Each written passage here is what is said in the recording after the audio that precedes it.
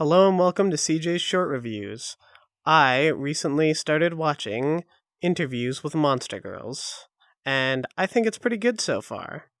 The basic premise of this show is that there is a teacher who teaches at a school which exists in this world where a small percentage of the human population basically can mutate into monsters, or as they're called in this show, demis. He finds out that some of the students going to the school that he teaches at are demis, and also one other teacher. The other teacher in question is a succubus, whereas the students are a vampire, a snow woman, and a Doulahan. He does interviews with each of these girls and tries to get a better understanding of them while writing research notes about demis. To me, the idea of demis can seemingly be linked to a sort of representation of people with disabilities or minorities within society, due to the fact that them being demis causes them to face unique issues, which the teacher tries to help them with.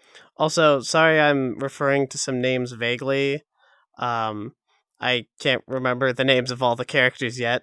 So far, from episodes 1 to 5, he has started interviewing these girls to learn more about demis and how to help them. He's been using his knowledge from interviewing these girls to help them advocate for things that will help them in school. For example, the Doulahan girl has to carry her head around everywhere with her, which is difficult because she also has to carry a school bag that the school makes her use instead of a backpack.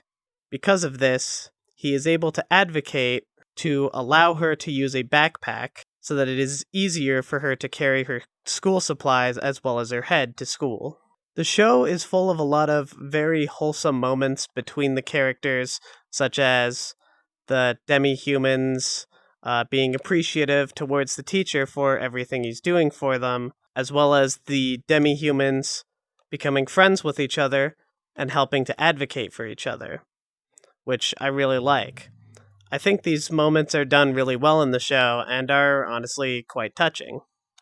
However, there are also some kind of strange moments in the show that weirdly make the show feel like it's going for a harem-y type thing at times, which might be me kind of misreading the show so far, because again, I've only seen the first 5 episodes, but this is really not a direction I want the show to go in.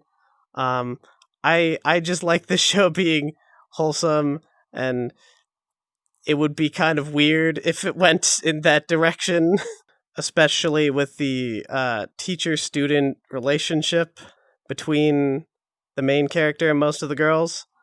But yeah, anyways, I really just hope it doesn't go too far in that direction. Personally, I just want the show to be wholesome. That's my favorite part of the show right now.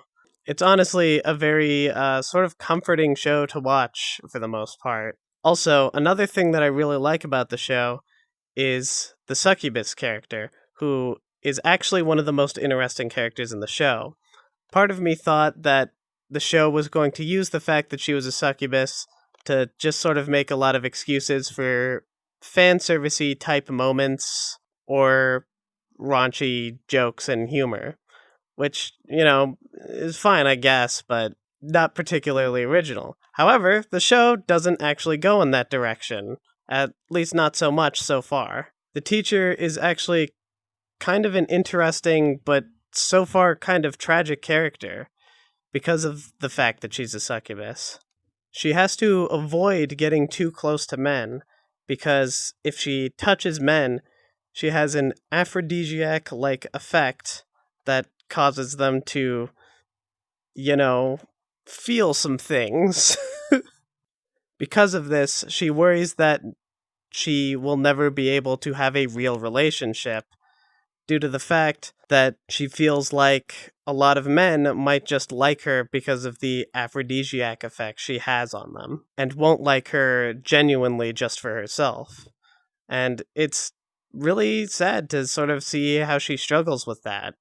However, the main character, who's the other teacher, while the aphrodisiac effect still affects him, he seems to be able to maintain much more self-control when it does. I'm looking forward to seeing how some of the problems that some of these characters are still dealing with will be dealt with in future episodes. I can't wait to watch the second half of this show and give my review of that. But that's all for now. So far, I feel like this show is a solid 7 out of 10. It's very wholesome for the most part, and just a really pleasant show to watch. But with that being said, guys, thank you for watching, and I'll see you in the next video. Bye-bye.